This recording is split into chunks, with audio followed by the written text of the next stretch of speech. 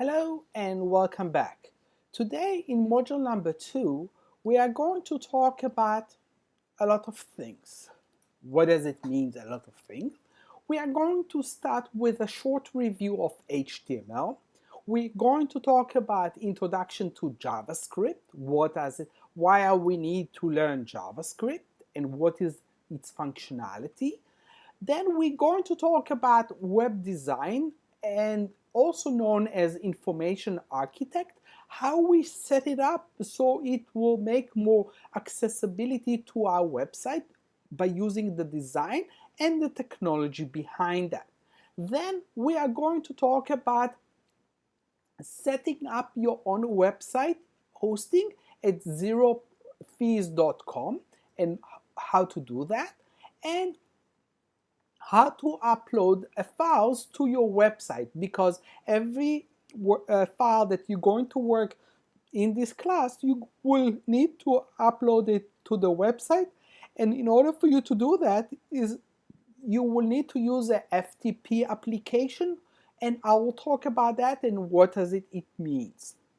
But let's start with the basic. Let's start with the basic HTML, the structure of HTML and the web in general.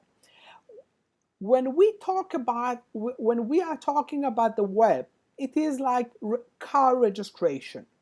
We are not allowed to drive a car without registration. The same goes with a website.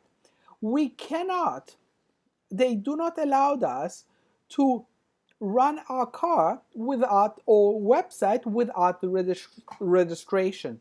Usually, to register a domain costs money.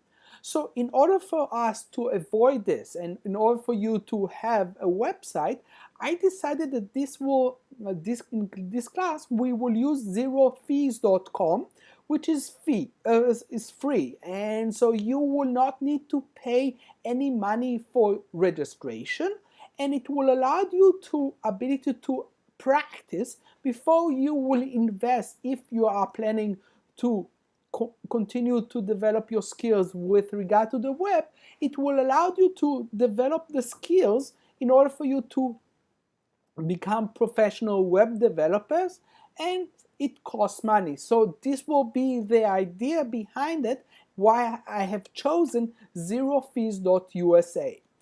The thing that I want you to remember is that in this like any other website, the user coming to you through internet service provider. Example, when I am broadcasting this class, I use the university internet service in order for me to compile the video, to upload it to Canvas, and I use the university internet services. And then when you log on to your own provider, if you are living in campus or you're living outside campus, you are using your internet service in order for you to get to Canvas, in order for you to see this module, and it has an IP address, and by using it you are able to see the page, see me talk, and talk about web technology. The idea, I want to emphasize it, I think I did not do a good job in the first module. The idea of the class is that you will create a data-driven website.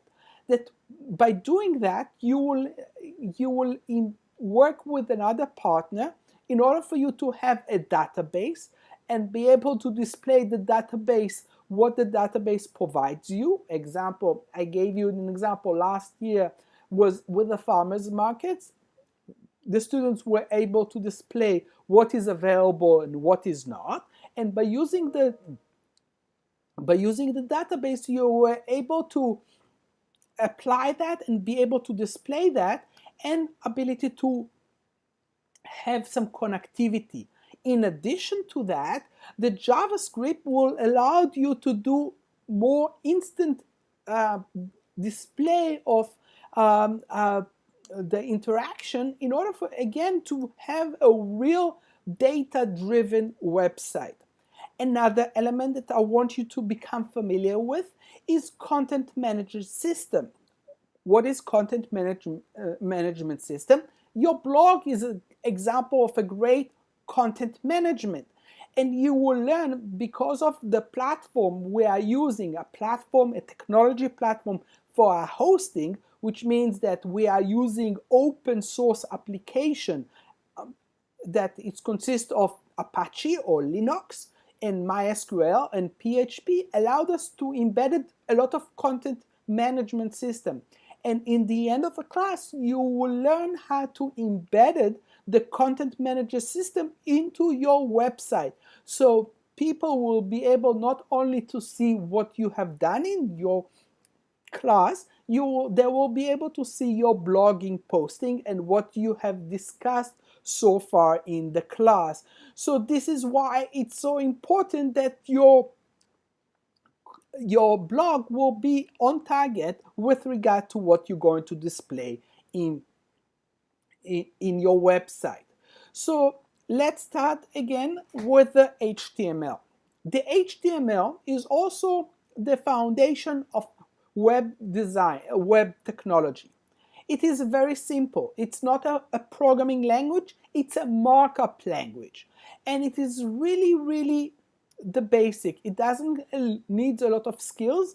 And as I told you before, you can use Dreamweaver or any other editor if you like to have a more visual representation of the HTML.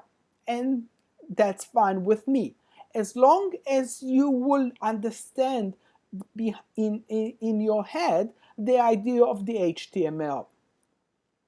Every HTML page consists of doc type, which is basically the HTML format, the HTML code, which is the beginning of the hypertext, and the head of the body. The head is the title, the links, the script that allowed us to run inside the body. The body is where the visual content of the page are being displayed. In example of HTML language, this is a simple example. As you can see in this case, the first line is the HTML, and then the second line is the head, and then the title, hello world. I'll close the head and I'll say I want the body will have a background black, which is the zeros, and the font color will be white, and I will say hello world, and I will close it. This is what will end up. This is what we will see in your HTML. So far, I think it's not so complicated. The HTML has extension. What does it mean? That when you work with HTML, you have to save it as HTML or HTM. When you're going to work with PHP, you will need to have different extension. The PHP is not a HTML. It embedded the HTML, but it has different file extension. Another thing that started to appear back in the late 80s is the Castle style sheet that allowed you to have more control of the format of the font, the color, the space, the alignment, and the layer, ability to create a layer. I'm not going to go over very in-depth into the casting style sheet. There is a lot of work, there's a lot of documentation in Dreamweaver, and I will go over it shortly next time. I am more concerned about the JavaScript, and I want you to embed the JavaScript into it. So this is how the style sheet works. You have to have a reference to it. You will have to have what the style it embedded and how it apply. And as you can see, it will divide or allowed us to create a different layout of the text of hello world. Before the style sheet, it was on top. Now it's a little bit more inside or more into the center of the page, And if that's what you want to see, it's fine. Is part of the with the style custom style sheet. Okay, so the mechanic of the style sheet is very simple. You have to have it inside the HTML, and Dreamweaver really does that quite well. And you have to create a sheet, a file sheet that's called style sheet. And in this case, it has to have a mark, and you will need to upload the file into your web's hosting in order for it to apply. And I will, in the end of the presentation, I gave you a lot of links that you will learn more about that, and if you are interested in doing that, you are most welcome to do that. So in information of the style sheet, this is only the beginning. I can find many more, but this is just the beginning. I hope that you will look at that, learn about that more. I'm not really concerned about that. What I am really concerned is the JavaScript. And the JavaScript is an object-oriented scripting language used to embedded programming access to object within or both the client and other application. Whoa, big words. What does it really mean? JavaScript is a client programming, and it can embed other elements, but basically we are creating more interactive page using the JavaScript. The following definition I took from Wikipedia, and again is too general. So it provides more dynamic and interactive features, and it allows to run in the client software. What does it mean, software? Browser. So in my days, I started to work in HTML and JavaScript and web technology before browser 4.0, and we used to have a script that will tell the user if he has the right browser or not. Nowadays, it's not an issue anymore, and nowadays every browser embedded JavaScript. And so again, this is part of the idea. So what is a JavaScript? It is ability to allow us to have more interactivity. The HTML by itself allowed us to have text, images, table, and frames. But that's it. That's all. We want more. And the JavaScript allowed us interactivity. It allowed us to idea of developing or to have a script that will understand what is going on in order for us to create this interactivity that I'm talking so much about. So it is ability to create shopping carts, to create a form validation, to create calculation, and special graphics and text effect. And there's so many things that the JavaScript allowed you to do. I will give you reference to JavaScript libraries that you will be able to take and be able to create your own script. And this is an example of this JavaScript. It's simple calculator that allowed the user to use calculation, and it's really simple. It runs on JavaScript. You copy the code to your page and upload it to your website, and here it is. You have a calculation or calculator in your website. So how does it work? It embedded within the HTML. The JavaScript is embedded into HTML. It's executed on the client, not on the server, so there is no connection needed once it loaded. And it is really simple programming statement that combined within the HTML. So there is no special tools required. So the idea here is that is usually common use in validation, pop-ups, in page element and image rollover that a lot of HTML editor already embedded it. So the JavaScript can replace in the mouse over, or the proportion of the document, or the proportion of the body in the document, and allowed us to create a framework that allowed us to run those scripts. In the previous class, students started to get confused with the difference between JavaScript and Java. And I warn you, JavaScript is not Java. Java is totally different. It is a full programming language. It is much harder. Java is a compiled language. JavaScript is not. It is independent of the web. JavaScript, it is independent of the web. You cannot run JavaScript on Word, Microsoft Office. You can run JavaScript on your browser. So the terminology that we use in JavaScript is very specific terminology.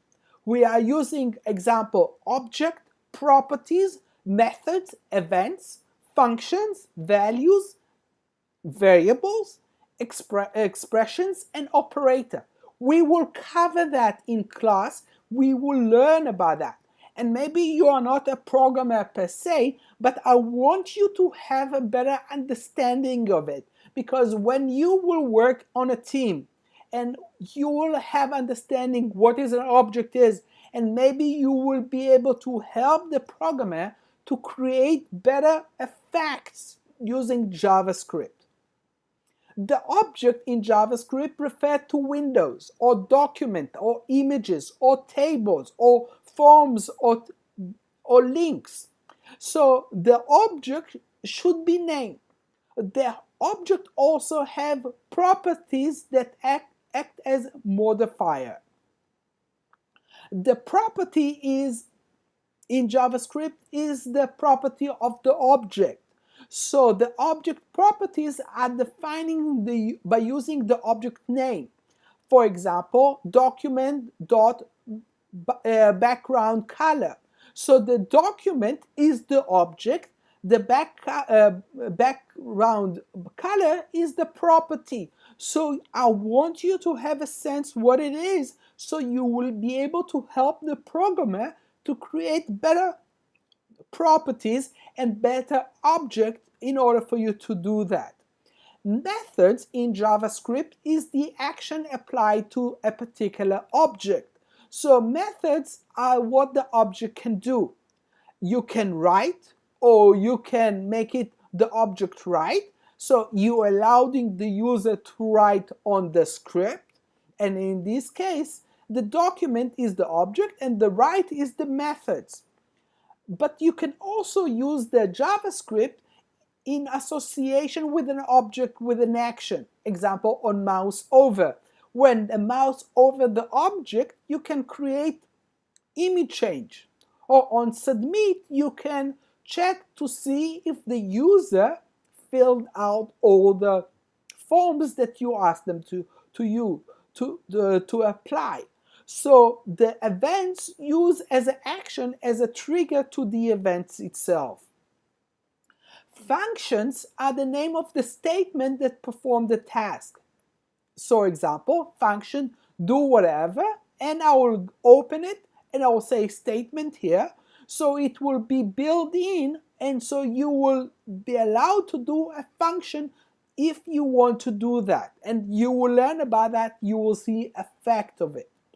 Values are like a bit of information. Example, numbers. Example, strings. Example, boolean, true or false. Or object, image or form. Or function, validation, or do whatever. So this is really important, because the next thing that we're going to learn in JavaScript is the variable itself. The variable contains values and use the equal sign to specify the value. So we can have values that are created by declaration of the var command with or without internal value state. So example, var month will tell you the month of the year. Expressions are commanded to assign values to the variables. And again, in this case, verb month equal May is the expression in this case, and it will always end up with semicolons. Operators are used to handle variables, and so there's different operators. Example, we can use logic, we can use a sign or a string. We can also use arithmetic operating such as plus, minuses, or divide, or so on. So those are the things that we're going to see in JavaScript. So let's start with your first JavaScript example. Document write, we are going to declare, in this case, first of all, we need to write the HTML, and then the body, and the script. And so the script language is JavaScript, and in this case, we are going to write document.write. This is my first JavaScript page, and we are going to close it. The beauty of Dreamweaver as an application, it is really easy to use. So in this module, I will not touch the Dreamweaver. I will let you experience it yourself. Next time, I will start showing you JavaScript in Dreamweaver and other applications, so it will be easier for you to understand what does it entail. But for now, I'm not going to touch the Dreamweaver, and I will let you do it yourself. So in this case, the script, in this case, I write document write in, and I will say welcome to the JavaScript programming, and this is what it will show up on. So again, this is a JavaScript programming. This is the beauty of JavaScript, and I can change the colors, and I can do anything I want. I can also, something that I can do is embedded HTML inside the JavaScript. And in this case, I can open a window and say on mouse over, open a window and say hello. And so again, I hope that you will experience it to see it yourself and see what does it entail.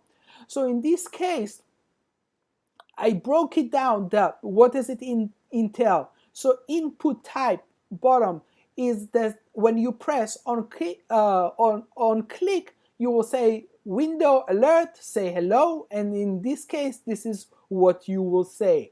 So in this is a very simple example, and what I want you to do is just practice it.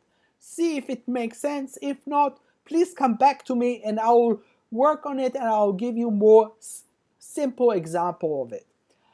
Because I am a number guy, because I love so much numbers, I like to do the calculation of it. JavaScript is a perfect language for that, and you can do add, subtract, multiply, division, or reminder, and you can do more than that, and you can do with that so much more. And it's really important that you have a strong sense what it entails, because when you're going to create a card for your shopping, you will need to add numbers. So the JavaScript will do that quite fast, and it will not need to go to the server to validate or to do that. The JavaScript can do that quite easily.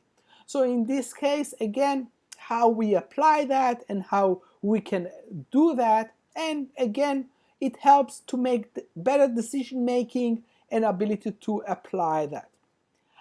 One of the things that I want to finish up with the JavaScript, this is only in the introduction. I'm introducing you to the idea of the JavaScript. What I want you to do is to validate your JavaScript, which means that there is an online place where you're going to copy and paste your script and allow you to see where have you done wrong and if your script is correct or not. And so what I ask you to do is to check to see what it is. Also check and the quote are matches, and lay it out nicely. Use the tab instead of just copy and paste it. Make sense of it. Try to understand what does it entail. And the only thing that I ask you to do is be patient. It will take some time. It's not a one take takes it all. You need some time to practice. Okay. Next subject, the web design or the information architect. The blueprint that describes how the information is organized and structured. For those who decided to take the design track, this is how you're going to be evaluated, not only by your peers, but also by me. So you will need to have a concept behind how you lay out the navigation to your website. Example, how it's going to go, what is it going to be. This is example about the content form, the product, all are part of pages that will need to be present in your website in order to you to apply. And so again, I want you to have a better sense, what does it entail?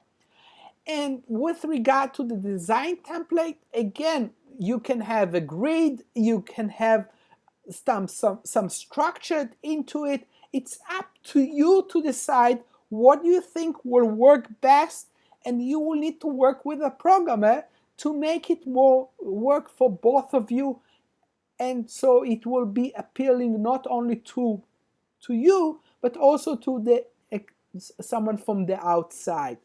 So again, there is a summary of templates. Some of them are complex, some of them are simple, some of them have linear narrative, some have non-linear. Again, think about those things. Start thinking about that, because in the end, it will affect how you're going to design your website. Okay, the long list. This is the whole list of resources that I will use in my class, and I hope that you will use it as your reference and how to apply that. Now, the last segment of the module, I'm going to talk about the website. I hope that by now everyone log on to it, and so you will need to create a page on it, and it's quite simple. It's not very complex. And when you do that, you will ask to do that, you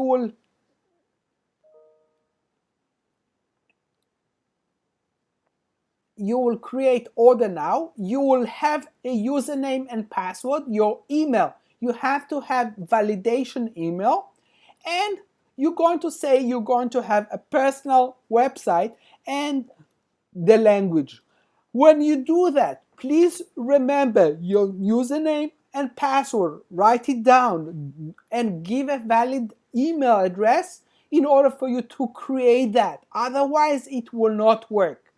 When it will create that, it will allow you to go to the Vista panel. Vista panel is the foundation where your web servers is consist of. I recommend that you will take the tour. If you don't want to do that, that's fine. It consists of a lot of issues. It consists of the database that we will learn in this class. It also consists of your logs that you can track. Who is the log? Who is coming to your website? Who view that and what time? Also, files. How do you upload the files? How do you download the file? The idea is that you will need to upload any files that you've been working on to your website. So you will need to have a FTP. I will talk about that in 2 seconds. And again, tutorial that allowed you to get started. I highly recommend to use it. So this is what I want you to do. What you're going to learn about the domains, that you're going to use subdomain, and I will talk about what is subdomain later on in module number 3. What I want you to do for next time, just send me the link to your website, the new website that you have. It will not have any content, but at least you have some ideas what is the address that you will have. So this is what I expect you to see. I want you to go over that. Start from the beginning. Start with a tutorial or start here. It's not very friendly, but I will try to follow up on that. I will try to make it more concise, but again, it's up to you. I want to finish today's lecture about the FTP because in the past, it took some students some time to understand that. Why? Because you are working on your desktop. It's not yet on the web server. You need to have a FTP to upload your file. So they recommend the FTP. They have the FTP accounts that you can use, or a free FTP. That's fine. Use whatever you feel that it is more efficient to you and actually works for you. I don't care, as long as you will be able to configure the file permission and be able to do that. The website zerofees give you a lot of documentation about that. Example of FTP programs, again, everyone has his own favorite. This is part of my past that used to be the good FTP programs. If you would like to use that, or instead of what the website recommends, they recommend you log on to it and you will use their application. It's up to you. You are the one who need to decide on it. Again, I want you to become familiar with the FTP. The FTP is where you're going to get all the information. You can download the application and they give you a lot of information about the account. Please write it down. Otherwise, you will have problems. Make sure that you have all the documentation. So the idea of the FTP, Dreamweaver has its own FTP inside the Dreamweaver. I will go over that next time. But the idea is that you are editing your file in your desktop, you are uploading into the website, and this is what it will end up. So this is it. That's what I have been talking for the last, I believe, 40 minutes. Again, it's quite a lot. We covered quite a lot today. I know it's probably a lot of confusion, but I want to go back and I will say that we review the basic understanding of HTML. I talked about JavaScript. I talked about what is the components of JavaScript, and I want you to remember them because it will come back to you when you will work with the programmer, or if you will work in a real professional job. They will talk about the JavaScript components and you will need to understand that. So this is really important.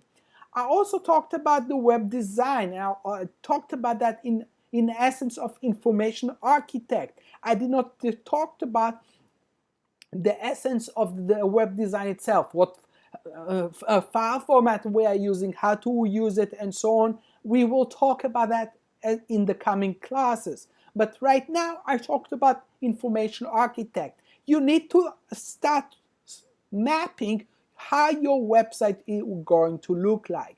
And then I showed you the how to set up your web hosting in zerofees.com, and I talked about FTP. If you have questions, if you are not sure what I'm talking, please come see me. I will be in my office. I posted my hours office on Canvas. Please come see me or send me an email. You can also talk to me via Skype if I'm not in my office. I hope that you enjoyed the lecture. I will see you next time. Have fun.